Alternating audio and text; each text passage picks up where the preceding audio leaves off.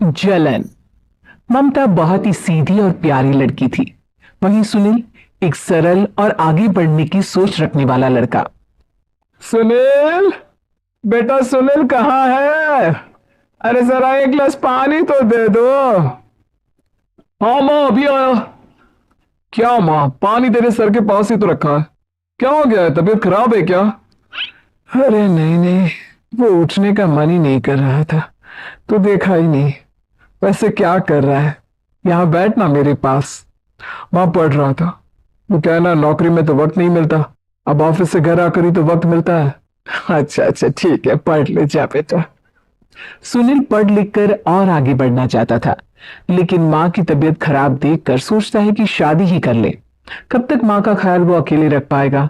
तो एक दिन, माँ, ये ममता है, मैंने इससे शादी कर ली है। तुम्हारी तबीयत भी ठीक नहीं रहती, तो मैंने सोचा शादी कर लेता हूँ। घर संभालने वाली और तुम्हें संभालने वाली कोई आ जाएगी तो अच्छा रहेगा। वह अचानक से सामने बहू देखकर हैरान रह जाती है।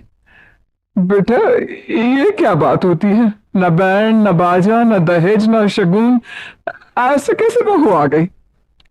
माँ, तू तो जानती है मैं नौकरी के साथ पढ़ाई कर रहा हूँ, तो कहां से इतना पैसा बचा पाता कि धूमधाम से शादी करता। वैसे भी माँ, लोग तो आकर खाकर निकल जाएंगे, इसलिए बस वैसे ही। माँ जी, मैं आपका ख्याल रखूंगी। वैसे भी ये आगे की पढ़ाई कर रहे हैं, अच्छा कुछ कर गए तो सबके दिन फिर से अच्छे आ जाएंगे। सास को ममता की बात ठीक तो लगती है, लेकिन मन में कहीं ना कहीं लगता है कि कहीं बहू बेटी को लेकर फुर्र ना हो जाए और फिर तो वो रह जाएगी अकेली। बेटा देख, मेरा जो कुछ भी है वो सुनील ही है, और सुनील का भी अब इस दुनिया में मैं ही हूं और कोई नहीं। क्या सुनील? बिल्कुल माँ, लेकिन आज से ममता भी मेरे जीवन का अहम हिस्सा है, जैसे तू है। सास को बड़ा बुरा लगता है कि उसकी सल्तनत में कोई और हिस्सेदार कैसे हो सकता है।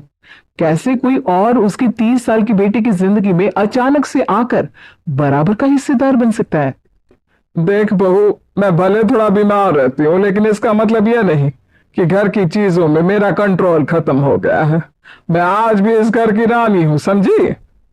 बेटा सोचता है कि ये माँ को अचानक से क्या हो गया। कल तक जो माँ कहती थी कोई भरोसा नहीं, वो अचानक से जंग के मैदान की झांसी की रानी कैसे बन गई? माँ, क्या हो गया? सब ठीक है ना? अचानक कैसी बात कर रही हो? ममता का आज पहला दिन है, स्वागत करो उसका। आसपास की आंटियों को बुलाओ, नई दुल्हन की मुंह दिखाए करवाओ।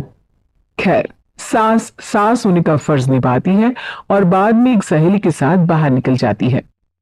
क्यों नहीं बताया नहीं कि बेटे का ब्याह कर रही हो? वैसे तो सारा दिन हम ही में घुसी रहती हो।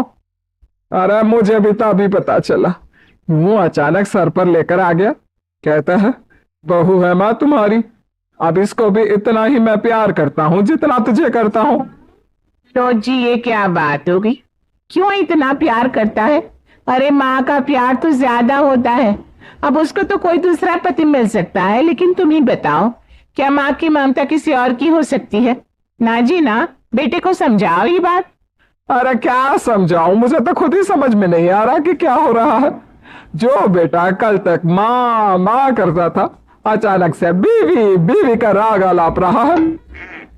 देखा, उसकी बीवी ना सुंदर और जवान है। सुंदरता के आगे तो एक से एक नहीं टिके, तो तेरा बेटा किस खेत की मूली है?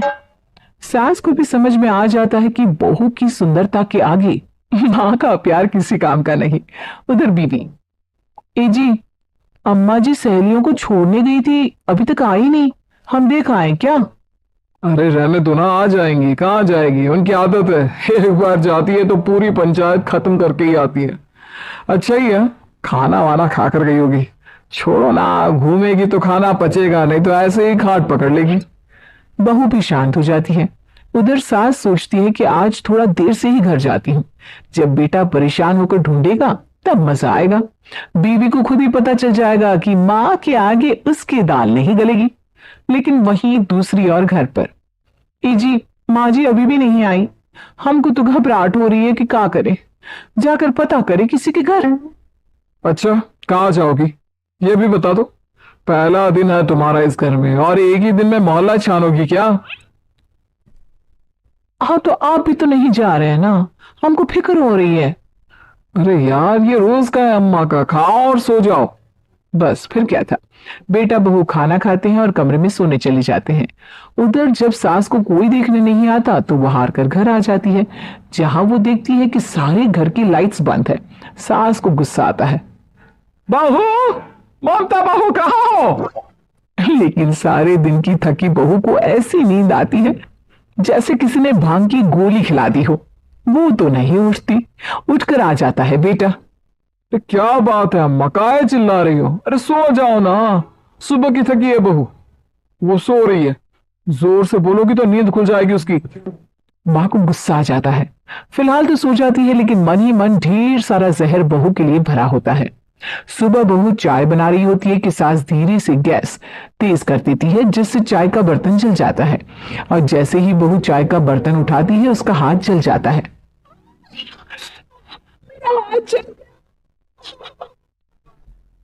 वो जोर जोर से चिल्लाकर इधर उधर भागती है कि सास थोड़ी देर में उसके हाथ में पानी डाल देती है।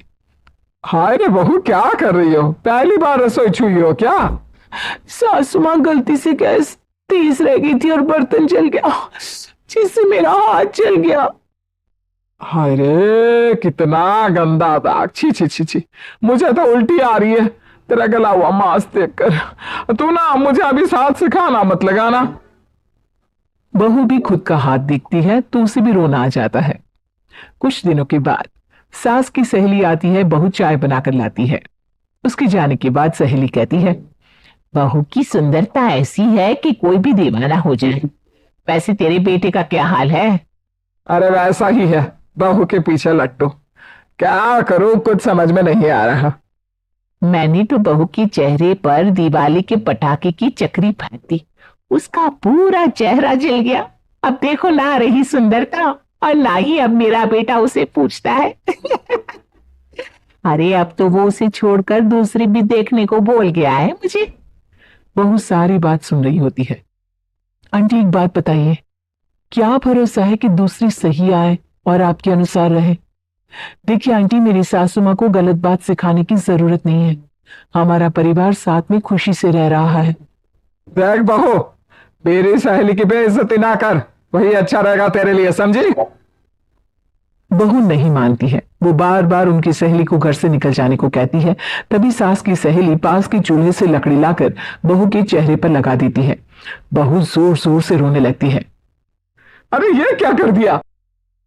मैंने कहा किया, ये तो तूने किया। तू ही नहीं चाहती थी कि बहू बेटे के साथ रहे, भला मैं क्यों करूंगी? मैं तो चली निपटॉप। बहू रो रही होती है, दर्द से चिल्ला रही होती है, लेकिन सास उसे डॉक्टर के पास नहीं ले जाती। तभी पति आता है। क्या, क्या हो गया ममता? ये दाग कैसे लगा? तुम कैसे जली? ममता कुछ नहीं कहती, बस दर्द से करा रही होती है। पति मां की तरफ देखता है। वो ना हो मां, ये पक्का आपका काम है। आप ही ममता से जला करती थी ना। देखना मां, अब पुलिस आएगी, केस बनेगा, लेकिन पहले मैं ममता को अस्पताल लेकर जा रहा हूं। सभी अस्पताल जाते हैं, जहां डॉक्टर ममता की सास से कहते हैं, आपने तो नहीं जलाया ना बहू को? अब ममता की सास के तो पसीने छूट रहे होते हैं। वो घबरा कर कहती है, ना डॉक्टर साहब, कैसी बात करते हैं? हम क्यों जलाएंगे अपनी बहू को? डॉक्टर ममता के पति से पूछते हैं, देखिए, क्योंकि ये ससुराल में जली है तो मामला पुलिस का बनता है, तो आप पहले पुलिस को बुलाइए, तभी इलाज पूरा होगा। सास डर जाती है कि अब तो बच्ची जिंदगी जेल में ही रहना होगा।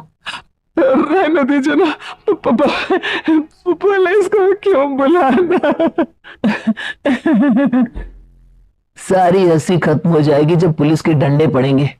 बहू को जलाना भले ही बहुत आसान हो, लेकिन उसके बाद सारी जिंदगी जेल की हवा खाना। सास डर जाती है।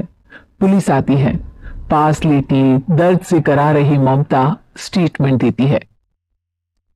तो क्या हुआ था, कैसे जली आप?